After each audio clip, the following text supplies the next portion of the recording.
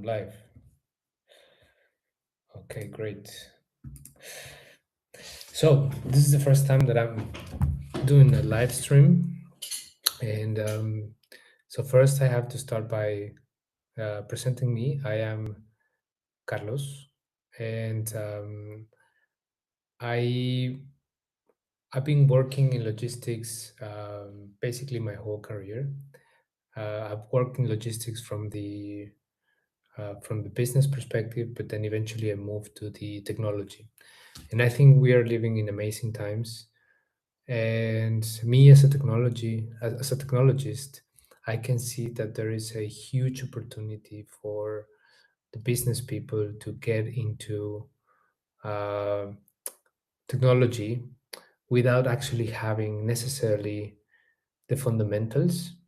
And it's not that the fundamentals are not important, but is that as AI advances and the models become more intelligent, most of the fundamentals are being handled uh, by them for you.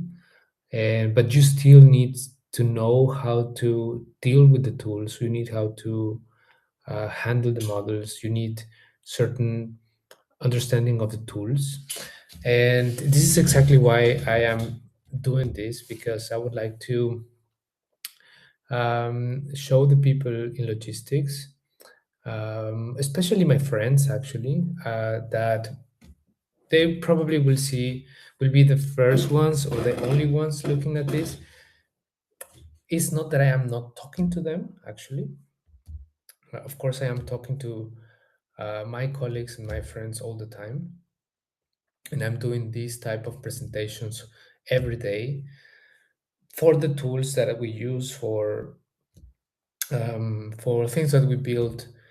However, I usually not doing it in public, right? So it's like never intended to reach more than our organization or in a sense the inner circle, right? And why usually we do that? So in logistics, well, in technology in general, but especially in logistics, everything we deal with is basically the data from someone else, right? So as technologies, we are constantly working in new features, new function, we're solving new problems. However, all the data that we use is actually production data, and it's very hard to come up with synthetic data. And probably right now is less hard, but implies a lot of things, right? So it implies that you have a demo place. It implies that you are sharing your ideas, your all your research or your analysis. And I think, I mean, this is one of the things that I questions that I have when I look in the internet and I look in YouTube and I look in other places, and I never find, usually never find information or tutorials or just people talking about the things they are building in logistics. It's just usually always behind the doors. And I think that is mostly because of the data, and no one wants to share their clients or the processes or whatever they have already researched and come up with. However, I think that, well, I mean, no, I don't think so. I prepared for the last few years. I've been preparing for this, basically by building a software that I'm actually able to share because it's actually designed to be shared. And this it had to be designed like that. It had to be thought in those terms because now we are approaching a era of where software will be completely or is being completely democratized, so anyone can build software. And software as what the thing that we understand about software, um, it's basically um, connect like integrations or interfaces between two systems. Usually, that's the software that is hard to build. Um, the software that is less hard to build, for example, user interfaces, reports, dashboards, and so on, that's even easier right now.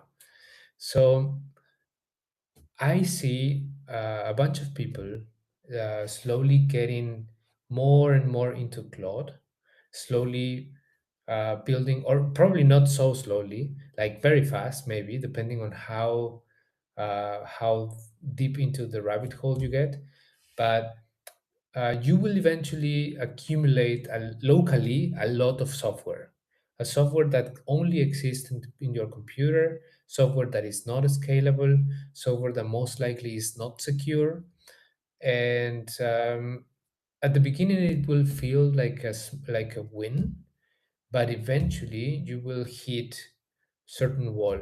Okay, you will hear like you will actually start to live with some sort of like a hangover of lots of things that actually don't work, lots of things that you don't care about anymore, but you still have it there, and it's just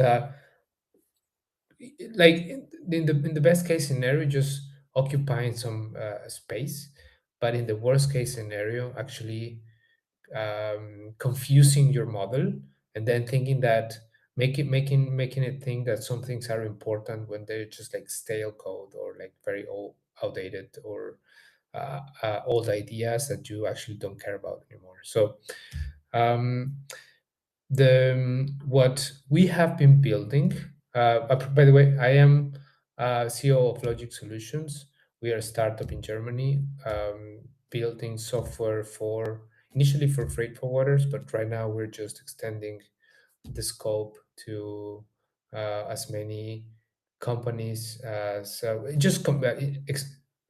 international commerce like shippers, consignees, and we are building basically three. We have three products. We have the legacy battle tested TMS. So Logic TMS. This is being used in multiple countries, and it contains business logic for mainly freight forwarders, but also connections to local accounting systems, and electronic invoicing and other um, data aggregators and so on. So TMS, honestly, probably nothing special. We're just keeping up, right? So it's like a lot. It's like systems this type. You just don't stop producing and doing changes. It's just a constant flow of work. But the way, so it was, we started working with it in that technology probably like 13 years ago, and of course it was supposed to be sort of a dead end, right? Mostly when we are now in the with AI, since ChatGPT 3.5 came out a few years ago, we just realized that it was just impossible to keep building on that particular monolith. So we started working. I mean, we defined a strategy to make that system evolve. And as AI got better, we've been basically taking all the rules, all the business logic from it, and then turn it and convert it into um, an architecture that is easy to work with using AI models, and that is actually scalable. So, like, way better concept. And in this new in this new TMS, we call it Journeys TMS. The approach we are having is basically, instead of being a human centric, like UX, user experience, we don't care really about anymore about a user experience like itself, but it's more like a document centric system, considering that in the future, most likely, yes, there will be humans doing this. There will be humans overlooking for the things that are correctly or not. However, the most likely what is going to happen is that um, documents are going to be created. The documents will be actually the ones that are being shared by agents that are automatically getting context, producing documents, sending documents, um, waiting for the response, a confirmation, and of course humans overlooking that, but more as an observability platform for things that are happening automatically. This is completely different to user experience, because in the user experience you're trying to make the system better for the user to work. And in this case, we're trying to make the system better for the agent to work while a human observes. So I know it's probably I'm just playing with words, but at the end, this is exactly the point.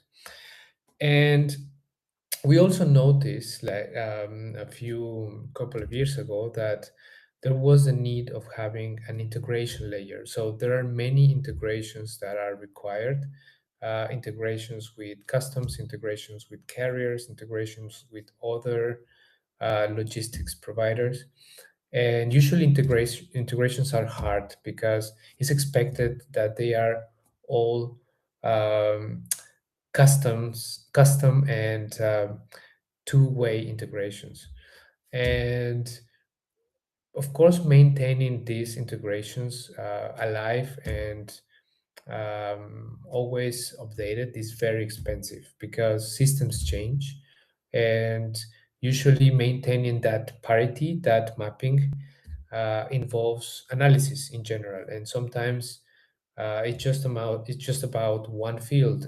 Sometimes it's about the length of a field, and so on. That makes it just makes, even though the fixes might be easy, the fact that they compound over time, the fact that they compound based on the amount of integrations you have, based on the amount of fields each integration has, the amount of the requests, and so on. It's just a very hard work that usually companies will do it only when um, um, oh, the camera is here. Companies will do it only when um, they actually can pay for it. Okay, so it's not very frequent that companies can pay, so that tends to be monopolized, of course, by the big players, and then most of the market in logistics are just small companies like the meat sector. It's just huge. Like I think it's like 60% of something like that. So we basically created an integration layer, an interface layer, or we can call it also synchronization layer, where companies can exchange. It's basically a protocol where companies can exchange data without um, having to uh, enforce a certain schema. So the protocol is what is enforced, but not necessarily the way the data is coming from. Why we did that? Basically, because right now with AI, you can use a very cheap model.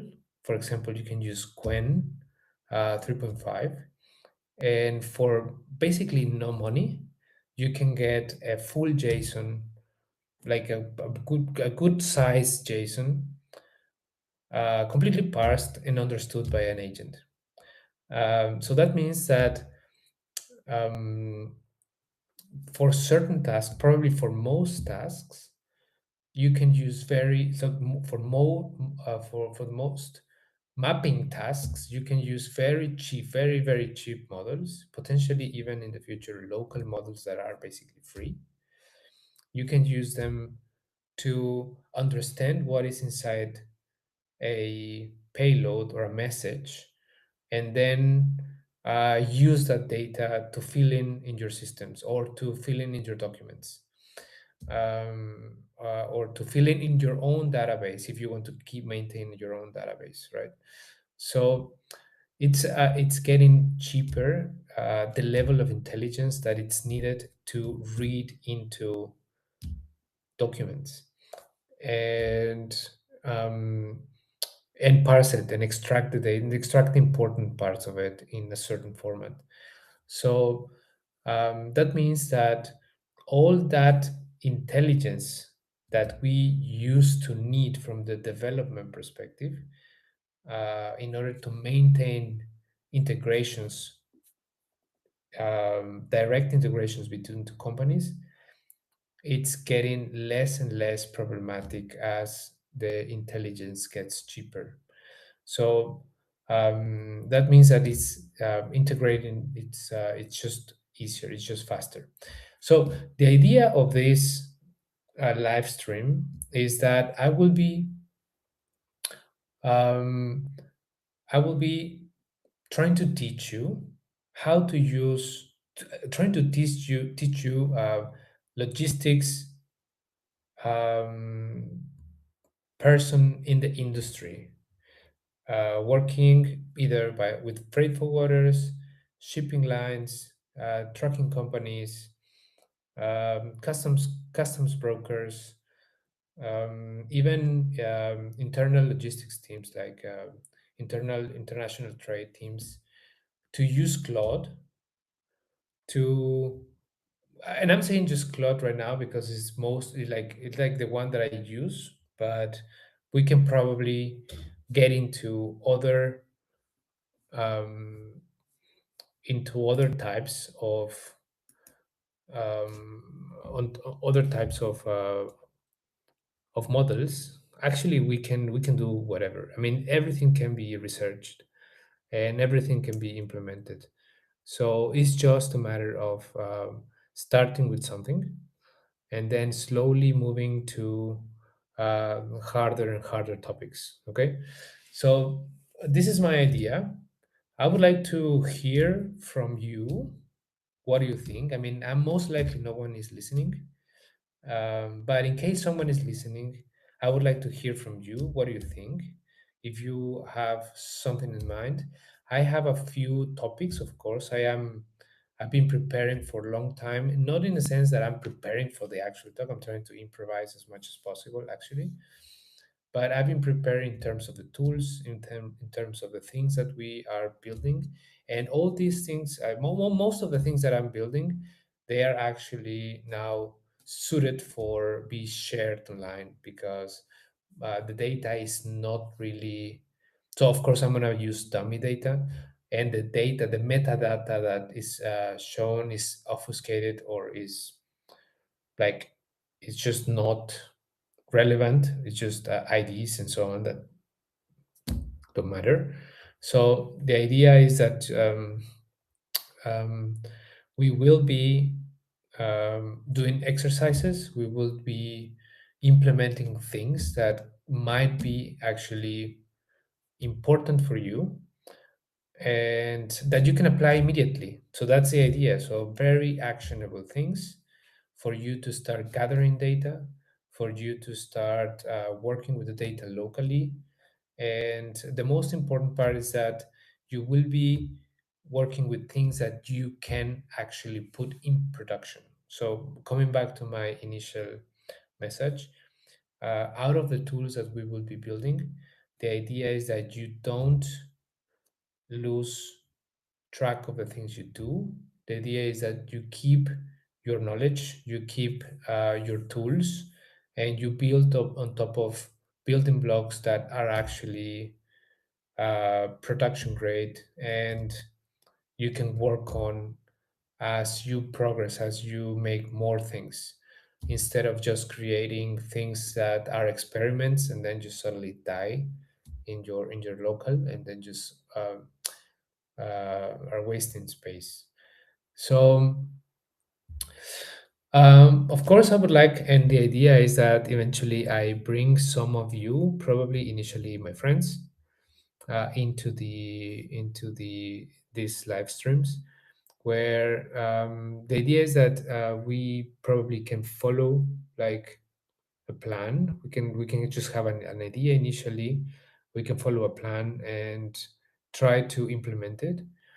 Um, of course, I mean, I'm doing this live stream because eventually I will be doing content out of it. I will be just cutting the things, the videos into whatever clips are relevant, and then maybe you will see it, and maybe you will find it interesting, and maybe you will join us eventually, right? So um, yeah, I'm very happy that I did this.